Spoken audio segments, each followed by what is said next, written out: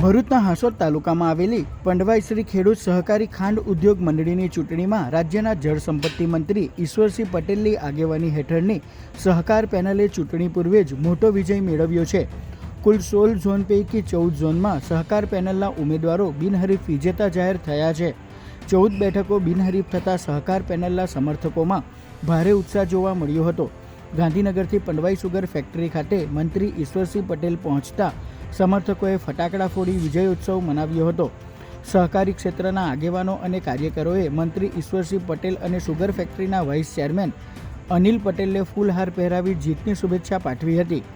બાકી રહેલી 2 બેઠકો માટે ચૂંટણી યોજાવાની છે, ત્યારે મંત્રી ઈશ્વરસિંહ પટેલે ચૂંટણીમાં ફોર્મ પરત ન ખેંચનારા 2 ઉમેદવાર સામે આક્ષેપ કર્યા છે. તેમના જણાવ્યા મુજબ આ ઉમેદવારો ખેડૂત વિરોધી છે અને તેમની હઠના કારણે સુગર ફેક્ટરીને ચૂંટણી પાછળ અંદાજે રૂપિયા 30 થી 35 લાખનો ખર્ચ ઉઠાવવાનો વારો આવશે. વિજયોત્સવ દરમિયાન ઈશ્વરસિંહ પટેલે ખેડૂતોના હિતને પ્રાથમિકતા આપવાની વાત કરી હતી. તેમણે ખેડૂતોને આગામી સમયમાં પણ શેરડીના સારા ભાવ મળે તે માટે સતત પ્રયત્નશીલ અને કટિબદ્ધ રહેવાની ખાતરી આપી હતી.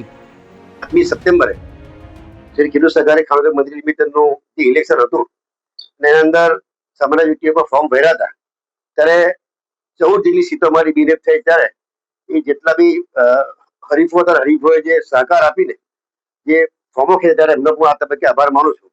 અને જ્યાં 2 લોકો જે હતા એમણે જે ફોર્મ ખેંચ્યું નથી, ત્યારે હું એટલું જ કહીશ કે ખેડૂતના પ્રતિનિધિ તરીકે જ્યારે આમાં ઉભા હતા અને જ્યારે 16 પૈકી 14 બેઠકો બિનહરીફ થતી હોય અને 2 સીટ જાણી જોઈને કે સુગર ફેક્ટરીની આ ઇલેક્શન થવું જોઈએ અને એમણે વગર લેવા દેવા સંસ્થાની ઉપર લગભગ 30 થી 35 લાખનો બોજો જે થવાનો છે ઇલેક્શનનો ખર્ચ, એ આ 2 ભાઈઓ જે છે, એક અમારા હિલાવના યોગેશભાઈ, બીજા એક શેખ છે ઓલપાડના, આ બંને મિત્રોએ જાણી જોઈને સંસ્થાને ખારામાં નાખવાનું જયારે કામ કર્યું, ત્યારે અમારા સભાસદ એટલું જ કહીશ કે આવનારા દિવસોમાં પણ આપણે જોઈશું કે ભાઈ આનાથી પણ વધારે શેરડી પીલીને સારો ભાવ મળે ખેડૂતોને, એ માટેના મારા પ્રયત્ન રહ્યા છે.